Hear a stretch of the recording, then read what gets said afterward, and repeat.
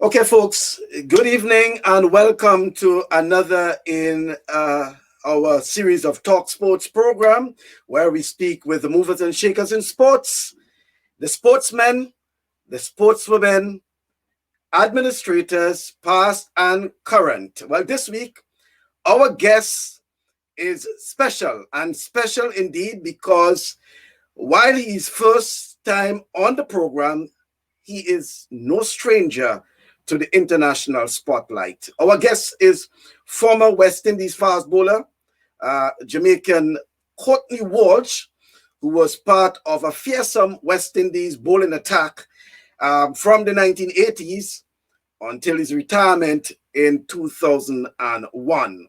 Well, Walsh is no stranger to Grenada, both on and off the field. In fact, he was roommate to Grenada's Junior Murray and also played with the likes of Roy Lewis, another Grenadian, who is currently the manager of the West Indies men's team. Walsh is also coach of the West Indies women's team, of which Grenadian Afi Fletcher is a current member. The legendary West Indian will also answer your questions, I should say, and respond to some of the comments. As I say, good evening to you, Mr. Courtney Walsh. Good evening. Good evening, Michael. How are you? I'm fine, and nice to have you. And first, let me apologize for the late start. And we had some little logistical things to get over with. But also, let me congratulate you on your new role as West Indies women's cricket coach, and probably, if I may ask you, what has been the first order of the day for you and your coaching staff? Well, thank you very much for the congratulations. Congratulations. We actually haven't started anything as yet per se in terms of physical stuff. The appointment was done last month, so a couple of days ago that made it 1 month. So what we've been doing is a lot of planning and behind the scenes stuff because of COVID. The girls were in England playing in a series, and then they came back home and they had us a quarantine for 14 days. That was up probably about a week and a half ago. So they've started back some physical stuff remotely with the SNC, because that's what most of them can do now. The first order of the day was to get a camp. So I was hoping to have a camp between November and December. But because of the COVID restrictions and stuff, that is not possible. So we're looking at having a camp January or well. Okay, well, we'll get into talk a little more about the ladies. We have quite a lot to talk about. Probably as a teaser, if you can give us, how you started playing cricket. Why cricket? Why not basketball or track and field or some other sport for someone like Courtney Walsh, even at a time when young Jamaicans were so much involved in football, and with your height and size, why cricket? Well, that was probably all install. But to be honest, I had a special love for the game. I played all the other sports at some point in time: basketball, football, did a bit of athletics, table tennis, dominoes, just for fun. But whenever I was at school, I would always be playing whatever sports is being played. But as soon as the cricket coach arrives, I'm gone. I'm done. I'm at the cricket field. And I'll be there with them from 2 o'clock till 5 o'clock till it gets dark, or from 3 o'clock until it gets dark, because that was a passion I had. I had a love for it and just wanted to play cricket all the time. Whenever we had days off from cricket, I might go and play something else at the school. So I actually used to train with the school basketball A team just for fun fitness until cricket arrived. And I think they picked me to play in a game at the National Stadium one afternoon. I didn't know about it. I turned up and they said, "Oh, your gear is ready for you on the back." And I just left the stadium and went home because I wasn't keen. I wasn't interested in playing in the basketball. The opposite to what Curtly Ambrose did. He loved basketball and ended up playing cricket. But I love cricket, so I shun away from all the sports just to focus on cricket and to give it my 100%. So that's the first. I remember my first competitive game would have probably been when I was at the age of about 13. I started playing competitive cricket, and ironically, I'm the women's team coach now, but I also played against a strong Jamaica women team when I was a kid, about 10, 11, at Melbourne Cricket Club where I grew up. And back in those days were fearsome, so they gave us a good run for money. But it was good fun, we enjoyed it, and you know, I just kept playing on from there. Wow, wow, interesting. And it's almost what's about 20 years now since you last played your Test cricket. Yeah, it's almost 20 years you last played your Test cricket for West Indies, I should say. So let's talk about your debut, something about your career and even the captaincy back then in the 80s, what it was like, making your debut for West Indies, and I think it was against Australia. Uh, and should I say, I think it was 36 years ago. In fact, just 4 days short, because it was November 9th, 1984. You made your Test debut against Australia. So almost 36 years. What it was like, Courtney, making your debut representing West Indies then? Well, it was like a boy's dream coming true. Always wanted to play for the West Indies, represented them at youth cricket at 18, went to Zimbabwe and stuff. But always wanted to try to play at the highest level. So I went to the tour England in '84. Didn't get a game. We beat England 5-0. So I was very much surprised when the dream came true for me to make my debut in Australia in the first Test match, because we had just beaten England 5-0 and didn't expect to play. I had a very good match against Perth team, the Water. And Mike, you said to me, the way you bowled this game, don't be surprised if they get you into the Test match. I thought, I think I even said it to him, but they're not going to change a winning team because they didn't make any changes in England. And to my pleasant surprise, I was named in 12, and then I made my debut in Perth. Didn't get a ball in the first innings because Mikey, Malcolm, and Joel did the job. But I got a ball in the second innings. I was just happy to get, a wicket in my first bowl in Test cricket. As I said, it was like a boyhood dream come true. But just to be playing alongside, Clive as captain, Michael Oden, Malcolm Marshall, to name a few, Gordon Greenwich, Desmond Haynes, Jeffrey Dujan. That team was like an awesome team. So for me to make my debut along all these stalwarts and West Indian greats, I was very happy to do so. What was the psychology among the players during your time? As they will say, the West Indian guys during those times were, no offense to the current players, but they were big men, basically. So, and there was some You're level breaking of. up a bit. I'm not hearing you. Okay, I'm hearing you again now. Sorry. Yeah, so as I was saying, that during those times there was some level of respectability for West Indies men, and no disrespect to the current players, but there was this admiration for West Indies players. What was the psychology then among the players in junior time?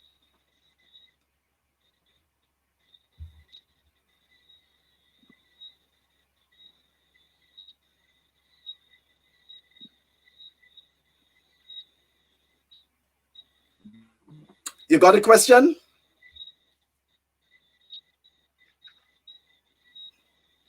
Hello. I think we.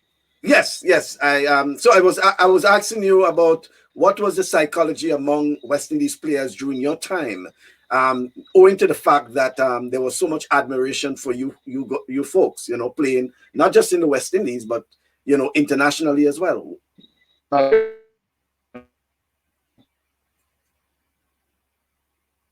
Oops, I think we having a little technical problem there. We trying to do it remotely, and he should be back with us momentarily. But as Walsh was explaining, that is, he was really inspired by some of the greats. He called quite a number of names, as you would have heard, the Malcolm Marshall, Ghana, I think he mentioned Roberts. I assume he referring to Andy Roberts. But quite a number of players that he has been, referring to. And obviously, he would have been one of those who would have provided that sort of entertainment and excitement for West Indies fans over the years, playing for West Indies. His first test was in 1984, and the last test was actually in 2001. So he played almost, 17 years of cricket for West Indies. And, he'd have also played, in the county championships as well. So he would have given, that's Courtney Walsh would have given quite some years for West Indies. In fact, he's considered one of the most consistent fast bowlers of his time. And in terms of consistency, it's something that we haven't seen in West Indies cricket for quite a while. Let's see if we can make that connection with Courtney again. Are you there, Courtney? Not as yet. So I think he is still making connection. As you know, we rely a lot on technology, and sometimes it fails us. We had some challenges in starting at first, but we eventually got him on, and I still seem to be having some technical issues, but hopefully he will be with us. But Walsh has been one who has provided quite a bit for West Indies. He's considered a former Jamaican cricketer, and he captained the West Indies actually in 22 Test matches, and as a former fast bowler, he's known for a remarkable opening partnership. That's a bowling partnership with Antiguan Curtly Ambrose. That's why they consider the fearsome, couple. And for several years, Walsh played 132 Tests and 205 one-day internationals for West Indies, and he took 519 and 227 wickets respectively. So 519 Test wickets, 227 ODIs, and he shared 421 Test wickets with Ambrose in almost 50 matches, 49 to be exact. And he held the record at the time for the most Test wickets from 2000, after he broke the record of Kapil Dev. But then there was a series of, feats that are accomplished by others. In fact, the record was later broken, as you know, by Shane Warne. That's the Australian spinner Shane Warne. And then he was the first bowler to reach 500 wickets in Test cricket. Well, Walsh himself has an autobiography, which is entitled The Heart of a Lion. And he was named one of Wisden's Cricketers of the Year. That was back in 1987. And one of West Indian cricketer. Yes, West Indies cricketer of the year in 1988. And then in October of 2010, he was inducted into the ICC Cricket Hall of Fame. So he's one of a few West Indians who are actually inducted into the ICC Hall of Fame. And he was appointed, and even before, as we indicated, he's currently the women's coach for West Indies.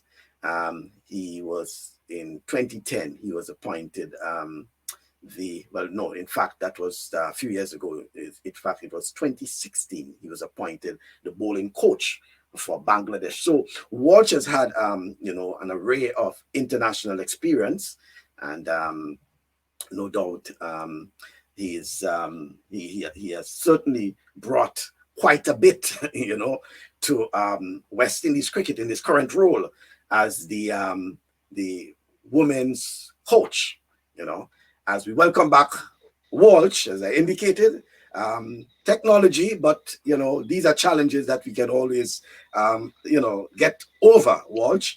And as was indicated earlier,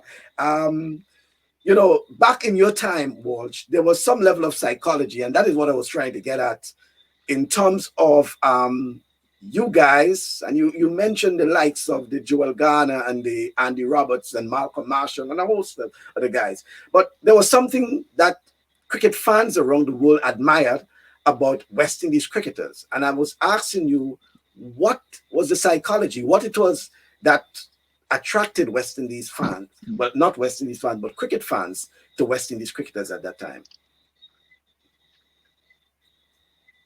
Well, I mean, we used to have a never say die attitude. The team was always, doing 100% trying to win us all games. We didn't like losing. I think there was a chemistry between us and we bonded well and everybody had respect for each other. But we had the same common goal. I think once we got fit as a team, and that's why Dennis to get us in the shape we did. The sky was the limit. So I think we were fully focused and everyone was playing their part. People might think that everybody in the team was like brothers and sisters. Not, you wouldn't say that, but we got on very well. We respected each other. We know our teammates, and we just wanted to do well for the people of the Caribbean and for ourselves. So I think that was a big drive for us, and we were happy to be able to contribute. And we looked after each other on and off the field to the best we could. And I think that sort of fellowship and love that we showed for each other, manifested and showed itself around the cricket field. Which cricketer, or furthermore, well, I would ask you which West Indies cricketer or generally cricketer that would you consider inspired you during your formative years of playing cricket? Well, I think, I mean, the team on a whole, I saw the team playing. I remember watching when I saw them on TV for the first time, they had just won a game. And the five guys I can remember was Andy Roberts, Clive Lloyd, Viv Richards, Mikey Holden, and Lawrence Rowe. Those are the guys I remember playing this particular match, that sort of thing. And then the other two guys coming off the field was Keith Boyce and Van Bernholder. And that sort of sparked something in me, and I said, "Wow, I like to do what these guys are doing." A very young kid then, but I remember that vividly. It so happens that Michael Ola and myself played for the same club, Jamaica, Melbourne. And I used to go and watch him play whenever he came back from tour or when he had just started playing Senior Cup. And, so that sort of rubbed off on me as well. And then Andy Roberts came to Jamaica and was doing some coaching clinics, and Andy and Michael, very good friend. Well, I think my main buzz came when I was selected for the Jamaica team and we played against Lee Islands in the first game. I didn't play it. I was like 12 and I think Robert Haynes did very well. No, the first game was against Guyana, and then Clive says to me, you bowled very well. I'm surprised you didn't play in the 4-day game. And then I made my 4-day debut against Lee Islands the following match in Jamaica. But just having someone like Clive Lloyd mentioning that to me was a buzz. And then I was and Viv Richards, the game that I played at Savannah Park, and the rest was history. That the guidance I got from them and the encouragement and stuff like that was like second to none. So. And do you recall, some of your what you will consider your most memorable test matches actually playing for West Indies? Yeah, there's a few. Carl wasn't come to mind. Just everybody remembers the debut. The test match against South Africa in Barbados when we were down and out and everybody. Out everybody, but the South Africans were celebrating, and a few people West Indians celebrating with them. I remember going the night on the Jolly Roger, and I came back off on the Asian Queen, and I said, "No, I can't part because we're not the winning team." And I think we needed to get something like 78 runs the following morning to win the test match or whatever it was. But it was a small score. And myself and Curtly, we were determined not to lose that test match, and we came back, and fortunately for us, everything worked the way we planned, and that's a test match I'll never ever forget. The test match when we won against Australia by 1 run in Adelaide, very tremendous victory because we were losing the series. If we had lost that test match, we would have lost the series. We came back and won that test match and then won the series in the end 2-1. Test match against England in Trinidad, we bowl them out of order. Real to minus special 13 wickets against New Zealand in New Zealand as captain as well. So those 4 test matches just come really to mind all the time. And what's about when well, and I talk about memorable test matches, yeah, but in terms of achievement, memorable achievements as well, in terms of when you became the first bowler to reach 500 wickets, test wickets. Oops, I think we would have just lost him for a moment again. We do have some, challenges. Yes, we are really trying to get it, and hopefully he's back. I think we just lost his video for a moment, so should be back, indeed. So, yeah, so as we are talking about his test career, which, as we indicated, spanned between 1984 and 2001, 17 years. He bowled over 5,000 overs. He captured 519 wickets at an average of 24.45 runs and a strike rate of 57.55. Yes, I was asking you actually about becoming the first bowler to reach 500. Yes, yes, we are here. We are here. We are there.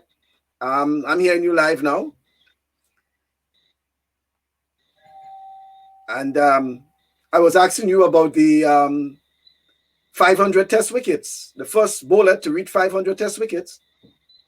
Wasn't that also part of the achievement?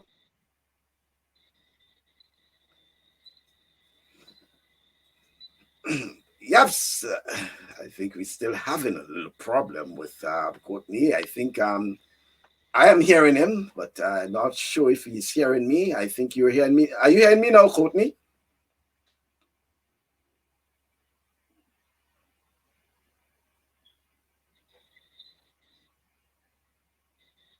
Okay, let's see if I can make that connection with you once again. Are you getting my audio now? I don't think. Yeah. So he's here now. Yeah. So we are back now. I think you're hearing me now. Are you hearing me?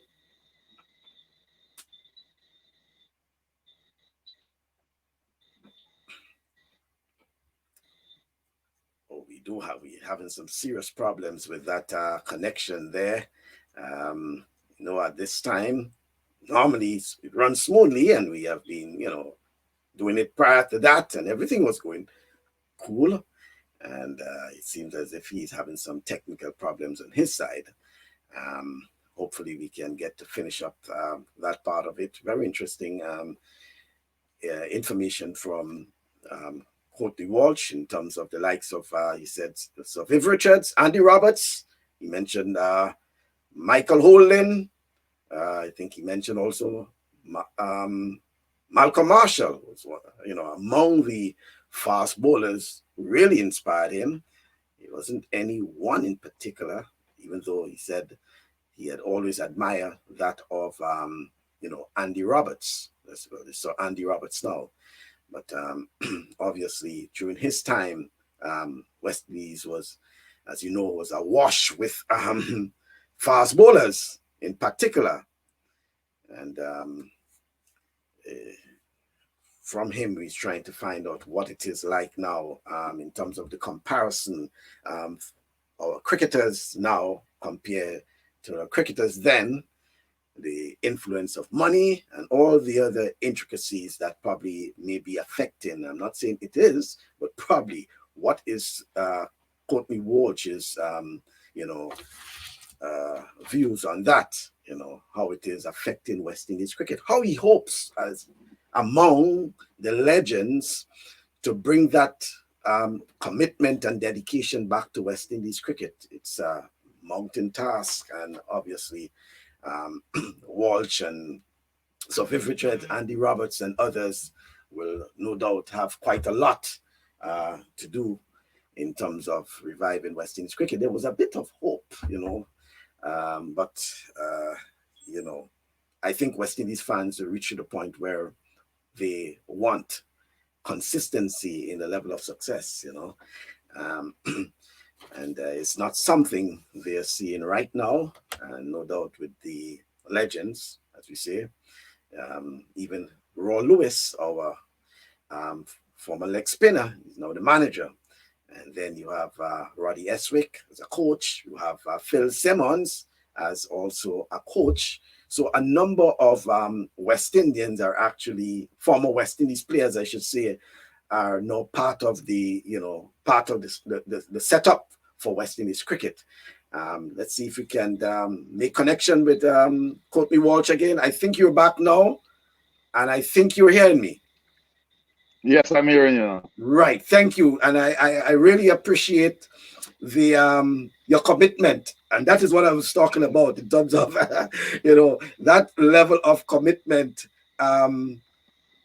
from West Indies players of the past, and whether or not we are seeing that in our current stock. But I was asking you about the first bowler to reach the milestone of 500 Test wickets. Wasn't that part of the memorable achievement for Courtney Walsh? Yes, it was. I mean, it started when I broke the record for couple there first in 4:35. That wasn't expected. I mean, when I passed Malcolm Marshall at 376, I was excited at that. With the leading West Indian wicket taker. And then Malcolm says to me, "You can't stop here. You got to try and get over to Capel and Sir Richard Hadley." So when I passed them both, and then to become the world leading wicket taker, that was something extra because think of or dream of as a kid. I probably dream of it, but don't think it to happen in reality.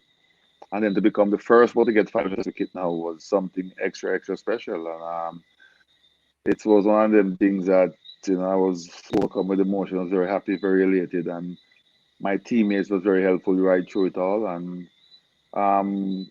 well, fortunate or unfortunate for me, that was the last series I played in. So right after getting the 500, I retired. So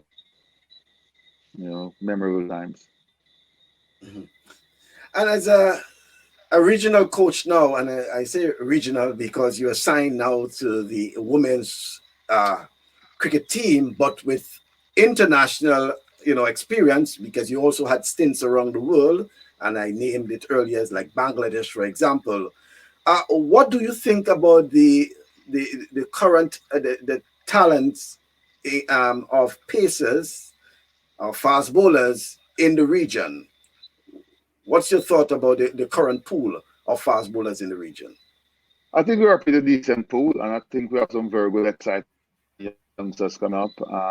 If you call names, just explain now, Captain Jason, you have Gabriel, Kimar Roach, and Azari Joseph at played for England. You have a youngster that I think will get there eventually, Shamar, older.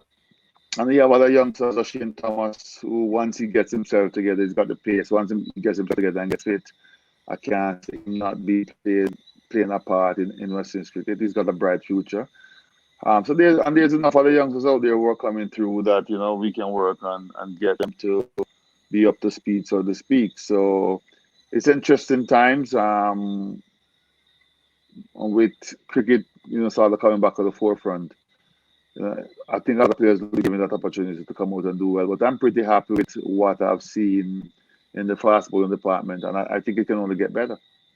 Okay, because I meant to ask you too about your assessment of the the standard of cricket now compared to during your time. I know a lot of there have been a lot of changes over the years, and obviously it can't be the same because there's so many challenges and so many things now, technology and all the sorts. But what sort of comparison do you see in terms of your time and what we see now? I think it's very difficult to compare. I mean, when I played or when we played competitive cricket in the region, just imagine the likes of Jamaica versus Barbados, where you have Gordon Greenwich, Desmond Haynes, Malcolm Marshall, Gerald Garner, Carlisle Best, Alvin Greenwich, just to name a few, Sylvester Clark. That's like a mini test match in Jamaica. Would have Lawrence Rowe, Richard Austin, Basil Williams, Michael Ola, Jeffrey Dujan, Patrick Patterson, myself. Back in those days, whenever the territorial boards played, it was like, mini test matches. So the stands were filled. And when Leeward Islands played as combined islands as well, tremendous cricketers were out there. So that was a very, very high standard. Plus, on top of that, we had maybe 8 or 10 guys playing county cricket in England, and maybe another 20 guys playing league cricket. So everybody had a sort of professional level and thing about them, and so the standards were very high.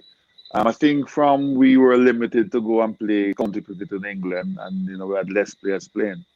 Our standard went down a little bit, and we've got to rekindle that and try to get it back up to par, because you need overseas experience as well when you're playing international cricket for different venues, different ground, different conditions, and stuff like that. And you can only get it by playing. So I know for a fact that once we play consistent cricket, and that's why touring a place like New Zealand and what is happening now with us being able to take A team, the T20 guys, and have them and everybody in the bubble they can play. It can only do well for Western cricket. So I'm very happy that that process has started and we were able to improve on what we did in England, because I thought the tour of England gave a lot of guys a chance to tour that would normally have been able to go on a tour. But because we had to take extra players, they were exposed to that condition, so they had lots of practice but not matches. So we have gone a step better now, where the guys will be able to play matches and then the team element to it in England as well. So that is very, very good. All that is very, very excellent. So we're good with that. And once that is taking place, then we know that the guys have been exposed, they're playing some cricket, and they'll get chance and get that exposure. But most importantly, gain that experience that you need at international level. Um, these days, players are actually mic'd up, whether it's the wicketkeeper, the captain, players are now mic'd up. And I don't think in your days that was, that took place. But what it was like then when you were playing, in terms of the atmosphere among the players, was there the bantering? I mean, we don't have you have the mic and thing now. Those, when you played, there wasn't players that were mic'd up. So what's about what you actually used to take place on the field in terms of bantering, sledging, whatever? When I just before I finish, I think the stump mics came in. That was probably the only mic you know about. But as you say, players are being mic'd up now. And the stump mic is always there. Was always a part of it when I played a little bit. So you could hear, if you're in the keepers or the batsmen, we could hear each other, and the match referee and the commentators could hear them.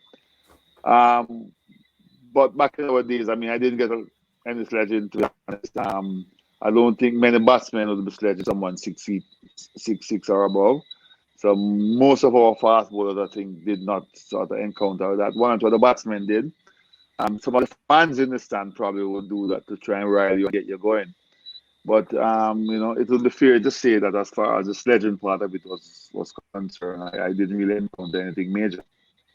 The one time I probably got some sledging, I was batting with Richards. I think Alan Border swore at me or something like that, and Viv took him on. It was a test match in Melbourne when Viv got the double.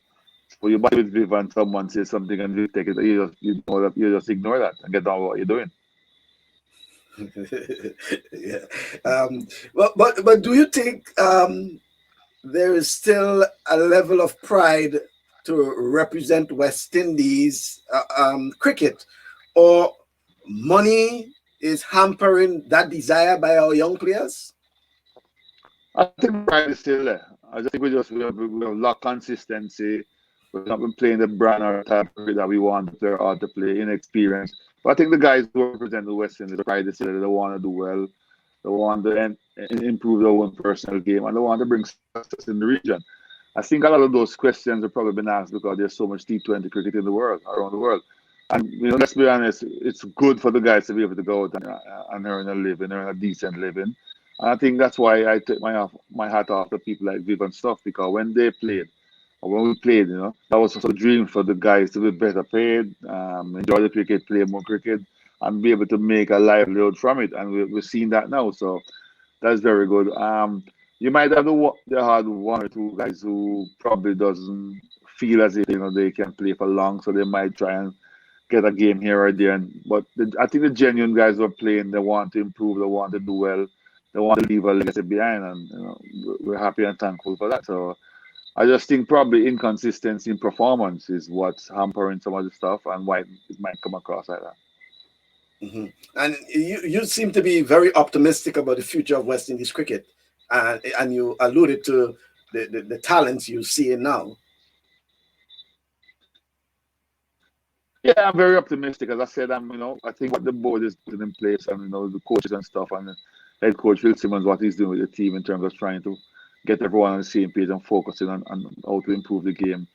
And I think the guys at the lower level now, and the youth cricketers coming through and everything, I believe that in another couple of a season, we're going to be a nice force to reckon with, and we're going to have depth in our placements and depth in guys playing, and all we're going to have to be able to do is be consistent in how we play. And if we perform at a consistent level all the time, then we're giving the body a fair chance to do well. And talking about optimism and consistency, the Women's Cricket World Cup is scheduled for 2022, I think. Yeah, it was originally scheduled for next year, 2021. And but there is a qualifying tournament in 2021, and West Indies will be looking for one of the remaining spots. What's about the preparations, and how, as the head coach now, how you hope to tackle that? Well, we have to tackle that with girls being afforded to play some more cricket so they get the experience, get them match it, get them in the right frame of mind, confidence level up, consistency level up, and be prepared to perform at a higher level, higher intensity. As I said earlier in the program, I was over at camp between November, December. So we're looking to have something hopefully. With COVID around, there's no guarantee. So we're hoping that we can bring them into account. One of the things I would like to see happen, man, we're discussing that, is for the girls to get a chance to play more cricket. These ladies can out, and we're thankful that 4 is away playing now, two in Australia and two in Sharjah. But we want them to be able to play more cricket, regional, tour more, play against opposition more, so they get accustomed to that and help to build the confidence and build performance. So the big challenge we have coming up would be the qualifiers, as you say, next year. We're looking to get some cricket before that.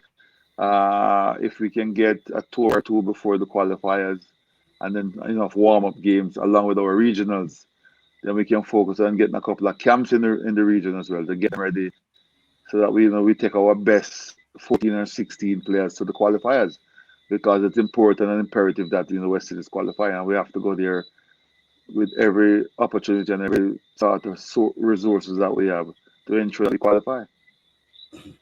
Well, on the lighter side, I was specifically informed or asked to ask you about dominoes. I understood that you are a fairly okay domino player. I can help myself. There's a few people who might run up into the bus the wrong time, but I can help myself. I love my dominoes, and I would not back away from a domino challenge. Okay. Having said that, I played with a couple of the ladies when we were for the World Cup, and everybody wanted to be my partner because they think I can help myself. But there's a few other people who have felt the right and the power of it, and they try to stay away from it. But I do enjoy looking at dominoes. Are you referring to Darren Sammy and Andre Fletcher? Well, I figured you'd have gotten some inside information from them. I will not divulge. The threat was sent out to me and my partner, Stuart Williams. We went down, represented well, and put it this way. After the first beating that they got, we haven't seen them again since at the domino table.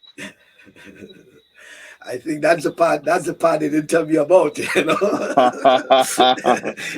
Well, mm-hmm. But I have to get that inside, Okay, yeah, but let's the whole issue of West Indies cricket, for a period of time, it was dominated with the friction between the board and players and all of that. It seems that that has been something of the past now, And you think, and then from your involvement now, you think that has probably rebuilt some level of trust between the public and players and the board to an extent? I think there's made improvements, so that obviously the trust level will be there. The fans on the outside will be looking in and thinking that yeah, they're getting closer. The players themselves and the board will be the two entities that has to keep working together to improve at all times. Yes, you're gonna have disagreement with it. I mean, the way it's been going now, there's not been any lawsuits for quite some time. The dialogue has been good, so we need to get that to continue. And I think once everything around that is fitting in, then the cricket will improve as well and get better. So those are all positive signs. And as you rightly say, what's happening now, there's a lot more trust between players, supporters, board, all stakeholders, which is very good. Mhm. So, Walsh, do you think we play sufficient or enough cricket in the Caribbean, or there's room for lots more cricket to be played? I think there's room for a lot more international cricket to be played in the Caribbean. From a men's point of view, but in particular, more so from a female point of view, because the ladies, I don't think, a chance of international cricket. The cricket's gain the experience better, so that's something I'll be trying to fight for to see how we can get them playing a lot more international cricket, touring some more, having reciprocal tours where we go and host and tour and just get them out there playing so that they can get a good feel of it and get accustomed to competing. So I would say yes, we need to get some more international cricket in the region. Mm-hmm. Um, how do you, and that's the lighter side again, how do you, as a former West Indies cricketer, who would have come and played with so many players, not just in the West Indies, but also probably in the English county championship. How do you find time to keep in touch with these cricketers all over the world? Well, I mean, you play the game for forever, so to speak, for such a long time. You develop and you meet very good people, genuine people, good friends, and you stay in touch because that's one of the great hallmark of cricket, or boring. I met a friend of mine in 1982 when I went to England for the first time as a youth cricketer. And we're still the best of friends up to date. I've met some friends in Australia, I've met some friends in India that are genuine friends, but also you meet former players and current players or whatever it is that you develop that friendship bond with.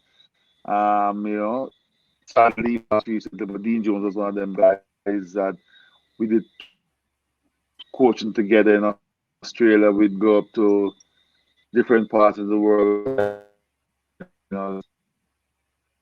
promote. I've done all of that. He and comes out to India is a very good friend of mine, and whenever we were in the same place, we tried to have a meet together just to catch up. Irving Silva out of Sri Lanka, if I go to Sri Lanka, he says, if you want to sleep, you can come by us and stay. And this is one story in cricket. So that to me is one of the great hallmark of the game, where you have friends, genuine friends, you meet players, supporters, and just genuine people who care, and you develop that bond forever.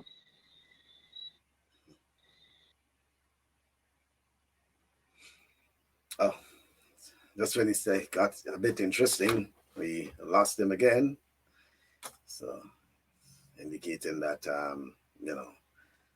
over the years he have met so many players around the world. And he spoke about the late Dean Jones. And we have heard quite a few cricketers who have spoken about the late Dean Jones. And the sort of friendship that cricketers and international cricketers in particular, the lifetime friendship as they call it, even though they had their issues during their tenure, and we did mention about the banter and this sledging and all these things, they remain friends.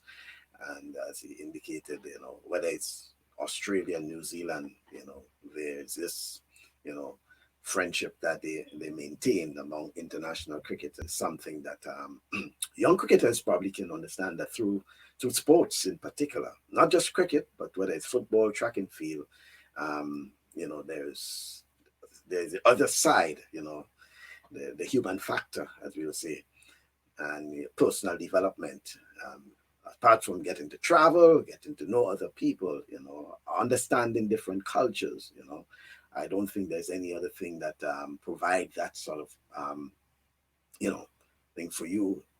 Through sports, you can travel the world, and meet friends and understand and appreciate, cultures. You know, I personally experienced it as a journalist, traveling to different parts around the world and being able to appreciate the different lifestyles, um, even though you don't know the language, but you understand what sort of culture that these people have, Indeed, and cricket is one of those that our West Indies colleagues, even though their international interaction was a bit limited, test playing nations, for example, whether it was Australia, New Zealand, India, Pakistan, and then well, recently with South Africa, because there was the time of the apartheid, and South Africa was off the international scene except for those with the Kerry Packer. But and then you're talking about the region, being able to travel, whether it's to Jamaica, Trinidad, Guyana, especially where they played regional cricket, and they would have built that, connection among, not just cricketers, but fans as well, As Courtney Walsh will come to Grenada, he will visit Grenada and he will move around Grenada as if he is a Grenadian, because he, he, visited Grenada as a cricketer, and then after his career, he also, visit. So, even though Walsh is from Jamaica, I'm certain he can go to Guyana, he can go to Barbados, he can go to Antigua, and as I indicated, even to Grenada, and appreciate the cultures of the island. So as I was saying, Walsh, as you rejoined us, through sports and cricket to that extent, you would have been able to travel the world and appreciate cultures. And I use the Caribbean as an example, where even though you're from Jamaica, you can travel to whether it's Antigua, Barbados, or even to Grenada and actually feel at home, because through your time you have been able to travel the islands and appreciate the cultures in the island. That's very much so, and I always look forward to that. I'm a true Caribbean. I love the Caribbean. I love being in the region, and I enjoy all the hospitality and what comes with it. I think I'm probably one of the few cricketers, not sure how many, that has gotten an award in Trinidad, Barbados, Antigua, Jamaica, Guyana. And those are special times that you reminisce and you remember and you appreciate it, because it's nice to be appreciated when you're alive and still playing. So as you say, I have the privilege as well, that from time when I used to play and when I was a selector, and hopefully that will come back now that I'm a head coach of the women team, to speak to prime ministers of different territories and have dialogue with them as to how to improve the game, ask for requests, ask for favor, try to get people in.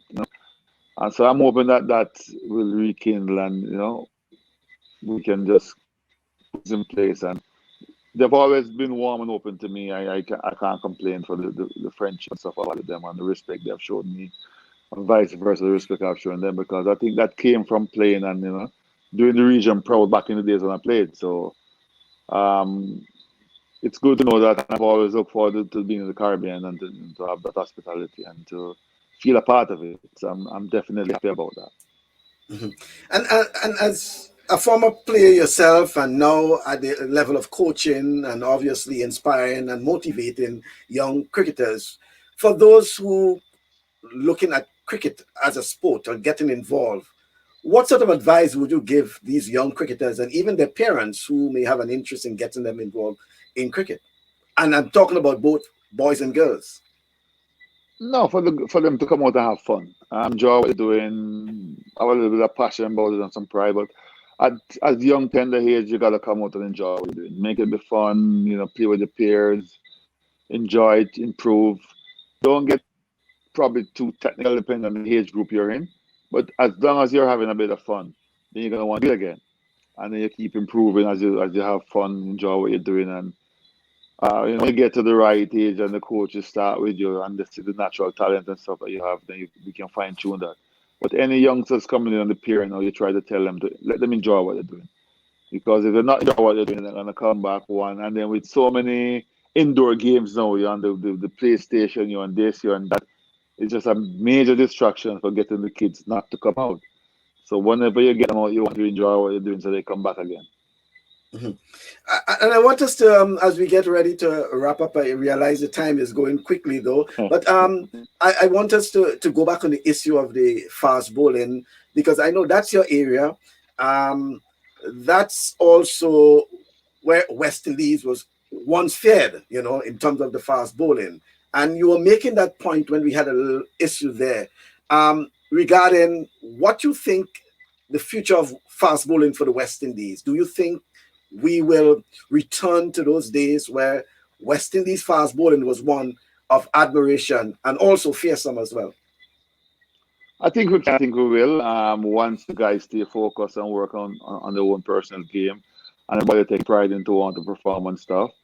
Yeah, I'll give you three names that I've seen recently, and they have the potential to go all the way. Alzara Joseph, older out of Barbados, and O'Shane Thomas out of Jamaica. There are three youngsters that could take the mantle, even if they work on their own personal game and develop and have that hunger and want it to be successful. And if they succeed, that could be a step in the right direction for the future of West Indies cricket. And there's other youngsters out there as well. Seal's just gone to New Zealand. He got the that. I think once he get the exposure and he gets that you know grip between his teeth where his confidence goes up and he's performing, it's only going to help him. It's going to only be beneficial for him. So you add him to the pack. That's four fast bowlers you're looking at already that has a future that they could develop and be a prominent part of West Indies cricket. And as I said earlier, there's other youngsters out there who probably haven't seen or who played in the regional knocking at the door. So we want is to have good competition. If you have them very competitive, then they're only going to get better. So I'm hopeful that this will happen, and especially from this tour, Seals can have a good tour, show the improvement, put his name in the ring again for future selection. With the other names that I've called, I mean, the sky could be the limit. And what would you say these young fast bowlers need to understand? Because in introducing you, I mentioned about your level of consistency, and I think it's also a record. I think that's also a record you have in terms of consistency, playing for so many years, probably, almost nil in terms of injury and these sort of things. What it is that they have to understand to take care of themselves, especially for the specialty as a fast bowler? Well, you have to know your body first and foremost. You have to work to be mentally fit, physically fit, and then match fit. I've always tell youngsters that. And you can't be afraid of asking questions and trying to improve your game. I think that's what I admire about some of the youngsters we're seeing now. They're not afraid of asking questions and being involved in it and trying to improve the game. And you just have to know yourself, know your body, set yourself like goals. And once you're mentally and physically fit, then the rest can be history in terms of you getting match fit. Consistency will have to follow that now in terms of how you perform and produce in the middle. Because you're judged by that, but you have to be mentally and physically fit beforehand to stay focused, and then discipline as well with your work ethic and what you do in achieving the goals that you set and performing for your team. So you have to have that in place. And finally, well, you did mention about the West Indies team down in New Zealand. Any predictions? I know it's COVID times, and despite that, fans always expect a lot, But any predictions? It's COVID time. I'm hoping that I'm rallying on boys that we can win. Predictions. I'd like to predict that we'll win all two series, the T20 and the Test matches. It'll be nice. I don't care if it's a 1-0 win. It'll be nice to win 2-0. But New Zealand is not a very easy team to beat. So it's going to be major challenges. They know the conditions. This time of the year might suit them a little bit better with their bowlers, and the batters know the condition. But I think it's a good challenge to have. It's good that the boys are down there playing cricket. We lost narrowly in England in terms of a loss at series 2-1. So if we can go one better and win the series against New Zealand, it will be a big plus. But I expect competitive cricket, and what I would like to see is for us to compete. I think we can win both series. Okay, then. Well, it's all the wish for any West Indian fan, well, cricket fan, I should say. And we want to wish them all the best. And I want to wish you all the best too on your new assignment. It's very challenging, but I know you familiar with the assignment because you once was assistant to Goslogi. It was Goslogi, Yeah. right? Right, Yes, yeah. it was. So very familiar, and I think the ladies will understand your style and appreciate, and we hoping to see that the you know the young ladies qualify at least, and they have the opportunity to qualify. I think you indicated that we do have the talents right in the region. How challenging it is to get your best team available, and as a former selector yourself, especially among the ladies. It's a little bit challenging because they're not playing enough regional games at present. It's so far between tours and matches and stuff. But we're trying to put plans in place that all can improve and that come next year they have more or less like a full schedule where we have the camp, we have regionals, we have probably another camp, and then we get a tour before the World Cup qualifiers. But then we need to have games after the World Cup qualifiers as well. But the first order there is to ensure that we qualify for the World Cup. So a lot of focus and energy is going to be placed on that. Yeah. Okay, then. Well, I want to thank you once again, and I appreciate your commitment and dedication to ensure that we can have that discussion, and I really No, appreciate Courtney Walsh. no problem, man. Thanks, a pleasure, and Yeah. I hope that everything goes well. And pleasure being on the program with you. Enjoy the rest of your time, and the fans who out there who might be watching or listening or whatever it is. It's great to be a part of it, and thanks for the support and everything. Okay, then. Thank you very much. Okay, then. All Yeah. right, bye. Bye. Okay, then. So that's Courtney Walsh live from the Eastern Caribbean. As you know, he's even though he's Jamaican, I think he's based in Antigua. But on our program this evening, and we had a little technical thing, but I appreciate, his, commitment in showing that we stay to do the program. And I want to thank him for being part of this week's program. And as he indicated, that there is hope that West Indies, and especially the future of West Indies fast bowling, he's indicating that it will be back, and we are hoping that as well. But if Courtney Walsh can say that, we can expect that, and we hope to hear what Curtly Ambrose and Michael Holding and others will say in the future programs, as we speak with those legends, even Sir Viv Richards, and hear what they have to say in terms of West Indies cricket when we, do a series on West Indies cricket and revival. Should I say revival of West Indies cricket? But thank you very much, folks, for staying with us. I appreciate. We did had some challenges, as you know. He tried to do something remotely, and he had some, technical issues. We had a delayed, and then we had some on and off. But I want to thank Courtney Walsh for being part of the program. So that's our program for this Thursday. Join us on Saturday when we have our Saturday sports special.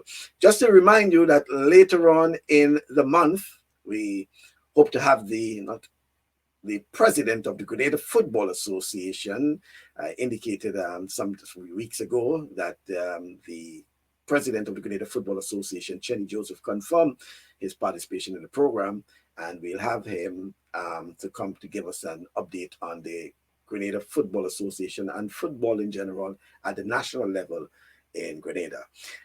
Next week, we'll be speaking with the technical director of the Grenada National Basketball Association. And over the next few weeks, we'll be featuring some husband-wife combinations in Grenada who are directly involved in sports. Interesting enough, there are a few, husband in this sport, wife in this sport, and we have quite a few of them, and we'll be featuring them. That will be interesting, when we think about the Bob Simpson, and Nat Simpson, football and netball. We have Kelvin Hector and his wife. Kelvin is in football. His wife is in football. Then we have also in netball. So we'll be featuring some of these families, how do they get the time, because we know sports in particular in Grenada is voluntary. So there must be some level of commitment and some level of sacrifice, we should say,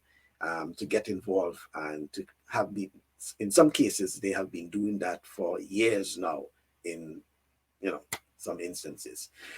So that's our program for this Thursday. Don't forget to join us on Saturday at 1 o'clock Eastern time, which will be 2 o'clock Eastern Caribbean time. Until then, take care.